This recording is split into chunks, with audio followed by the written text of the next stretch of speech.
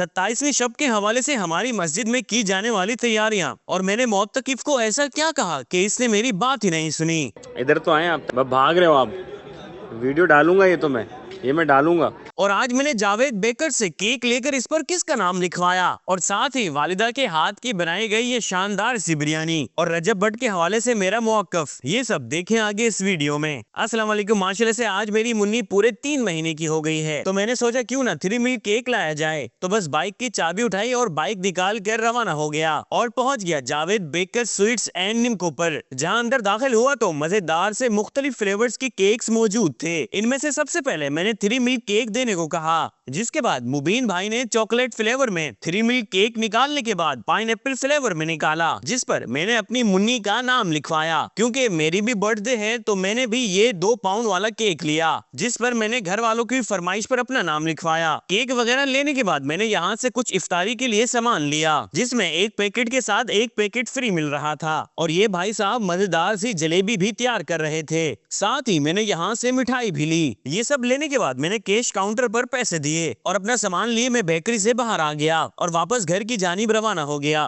جہاں آ کر کیکس کو میں نے فریج میں رکھ دیا۔ خیر میں اثر پڑھنے مسجد کی جانب چل پڑا، جہاں اپنے پڑوسی نعمان سے کچھ دیر کے لیے ٹوپی لی۔ اچھا نعمان صاحب نے دیکھیں ذرا میچنگ کے سوٹ پہنا ہوا ہے اور میچنگ کی ٹوپی، ہم غریب آدمی، ٹوپی الگ ہوتی ہے، قمیض الگ ہوتی ہے اور شلوار بھی کبھی کبھی الگ ہوتی ہے۔ خیر نماز پڑھنے کے بعد میں نے نعمان کو ٹوپی واپس کر دی اور ان کا شکریہ ادا کیا، اور کچن میں اب آخری مراحل جاری تھے اور بریانی بھی ریڈی ہو چکی تھی، خوشبو تو اف لذیذ آ رہی تھی۔ خیر اب ٹائم ہوتے ہی میں نے روزہ افطار کیا اور روح افزا پی کر تھوڑا سکون ملا۔ اس کے بعد میں نے بریانی کھائی جو کہ بہت ہی مزیدار بنی ہوئی تھی۔ خیر مغرب کی نماز کے بعد میں نے فریج میں سے کیکس نکالے اور پھر ہم سب نے مل کر کیک کو کٹ کیا، اور اب تراویحوں کے بعد 27ویں شب کے حوالے سے مسجد میں تیاریاں کی جا رہی تھیں۔ خوبصورت سا اسٹیج بن چکا تھا اور ماشاءاللہ سے معتکف حضرات مسجد کی صفائی میں لگے ہوئے تھے، کوئی فین صاف کر رہا تھا، کوئی کارپیٹ، کوئی جھاڑو لگا رہا تھا، تو کوئی دیواریں صاف کرنے میں لگا ہوا تھا۔ اور ذرا یہ دیکھیں،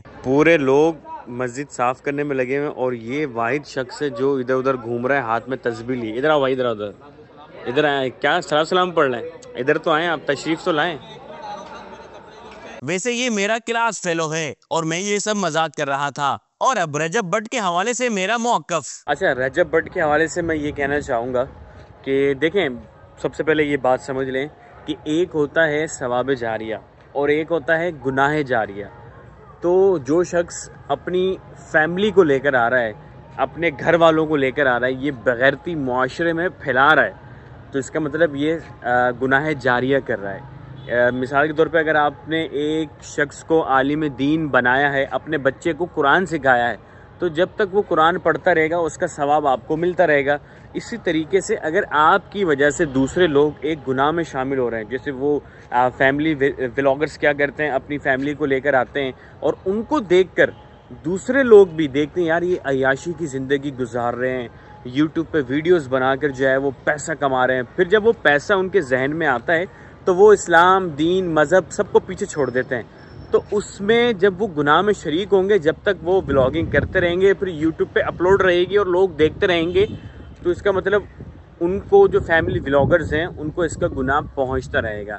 دوسرا یہ کہ 295C پاکستان کا ایک ایسا قانون کہ جس کے تحت حضور اکرم صلی اللہ علیہ وآلہ وسلم کی شان میں جو گستاخی کرے گا اس کو سزا دی جائے گی، وہ سزائے موت کا حقدار ہے۔ تو اس قانون کا اس طریقے سے مذاق اڑانا کہ پرفیوم لانچ کر دینا اور فخری طریقے سے کہ میرے استاد پہ بھی تھی، یار ایک مسلمان ہو کر آپ ایک نان مسلم کو اپنا استاد کہہ رہے ہو، یہ ایک مسلمان کی تو یہ سوچ ہو ہی نہیں سکتی۔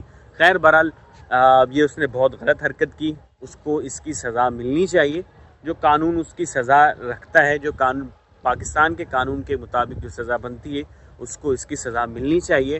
اگر یہی مذاق اس نے کسی ہمارے ملک کے جج کا اڑایا ہوتا یا کسی حساس ادارے کا اڑایا ہوتا تو سب حرکت میں آئے ہوئے ہوتے۔ تو کیا جو ان سب سے افضل چیز ہے 295C ناموس رسالت کا قانون، کیا اس کی نعوذ باللہ کوئی اہمیت نہیں ہے آپ سب کے سامنے؟ اور جو لوگ اس کے حق میں آئے ہوئے، میں نے ایک وہ بھی فیملی ولاگر ہیں صاحب ہیں وہ ان کا ایک میں نے انسٹا پر شاید میں نے ایک پوسٹ دیکھی، انسٹا پہ تھی یا کہیں تھی، وہ یہ کہہ رہے ہیں کہ 295 جو ہے وہ گاڑیوں کا بھی نمبر ہے، 295 جو ہے وہ بائکس کا بھی نمبر ہے. تو بھائی وہ نمبر ایشو کیا گیا ہے لسٹ کے مطابق، ٹھیک ہے.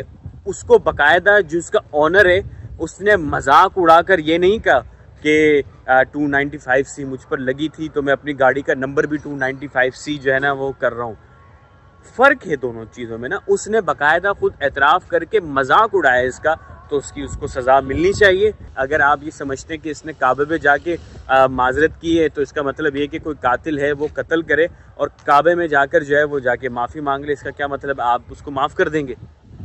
اس کو تو اسلام تو یہ نہیں کہتا آپ اس کو معاف کر دو. نہیں بھائی، اس نے کعبے چور جو ہے وہ چوری کر رہا ہے، آپ خانہ کعبہ میں جائیں یا قرآن پاک پہ ہاتھ رکھیں اور معافی مانگ لیں، ایسا تو نہیں ہوتا.